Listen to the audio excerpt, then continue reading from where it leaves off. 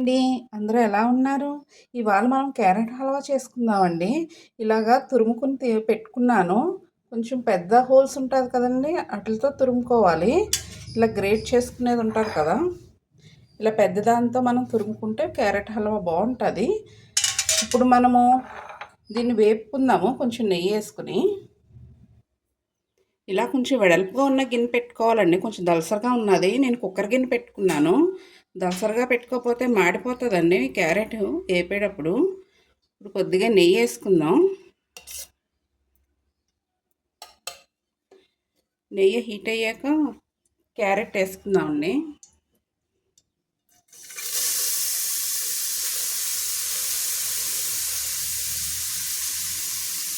చిన్న మంట మీద దీన్ని వేపుకోవాలండి. హై మీద పెడితే మాడిపోతుంది.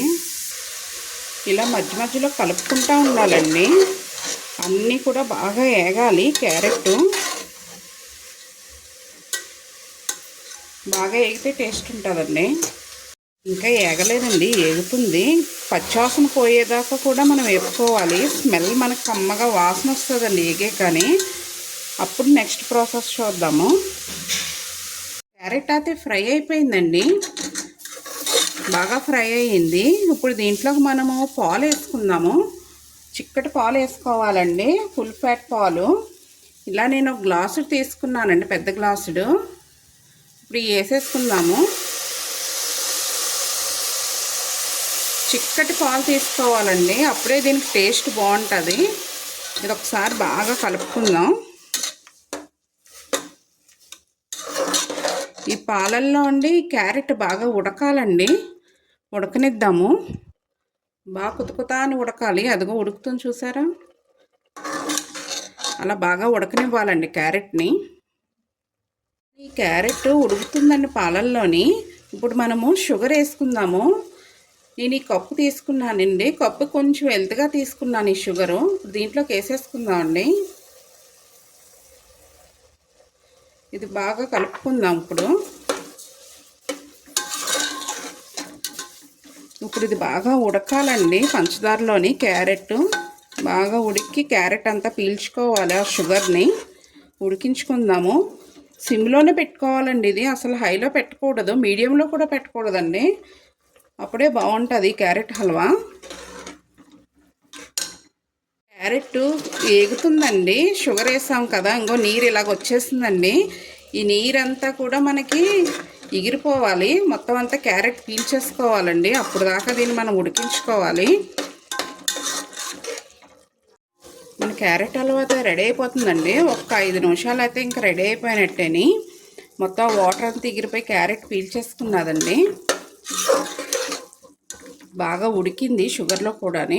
ఇప్పుడు లాస్ట్లో మనము యాలక్కాయ పొడి వేసుకుందాము. వేసుకుని ఒకసారి మళ్ళీ తిప్పుకుందాం. ఒక 5 నిమిషాలు అయితే ఇంకా అయిపోయినట్టేని. ఈలోగా మనము జీడిపప్పు వేపుకుందామండి. Pan heat ఎక్కిందండి. ఇప్పుడు నెయ్యి వేసుకుందాం, జీడిపప్పు వేపుకుందామండి. హల్వాలోకి నెయ్యి బాగా వేసుకుంటేనే టేస్ట్ అండి.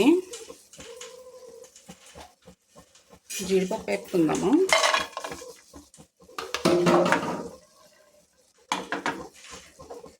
ఎర్రగా వేపుకుందామండి. దీంట్లో కిస్మిస్ కూడా వేసుకోవచ్చండి, కానీ మా పిల్లలు పెద్ద ఇంట్రెస్ట్ ఇప్పుడు కిస్మిస్ వేస్తానే, జీడిపప్పు వేస్తానే ఇష్టపడతారు. అందుకని జీడిపప్పు వేస్తున్నానండి నేను. మన జీడిపప్పు అయితే ఎగిపోయింది. ఇప్పుడు మన క్యారెట్ హల్వాలో ఇది కూడా కలిపేసుకుందామండి. మన క్యారెట్ హల్వా అయితే రెడీ అయిపోయిందండి. నేను ఆఫ్ చేసుకున్నాను. కొంచెం చల్లారనిచ్చానండి. చల్లారనిచ్చాకనే మనం ఈ జీడిపప్పు దీంట్లో వేసుకుంటే జీడిపప్పు మెత్తపడదు. దీంట్లో వేసేసుకుని కలుపుకుందాము బాగాని. కలుపుకుని బాగా చల్లారాక అప్పుడు ప్లేట్లోకి టర్న్ చేసుకుందామండి దీన్ని.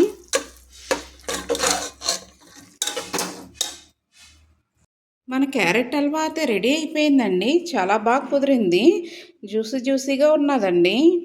కొంచెం గోరెచ్చగా అయ్యాక నేను ఇలా ప్లేట్లోకి మార్చుకున్నాను. కొంచెం ఇలా గోరెచ్చగా ఉన్నప్పుడు తింటేనే దీని టేస్ట్ బాగుంటుందండి. కొంచెం చల్లారాక అయితే కొంచెం గట్టిగా అవుతుంది. పంచదార కదండి, బాగా ఉడికింది కదా, పాకం కింద అయిపోతుంది, కొంచెం గట్టిగా అవుతుంది. చాలా బాగా కుదిరిందండి. అందరూ చేసుకుని చూడండి. ఒకసారైనా చేసుకుని చూడండి, బాగుంటుంది. Thank you. Like, share and subscribe.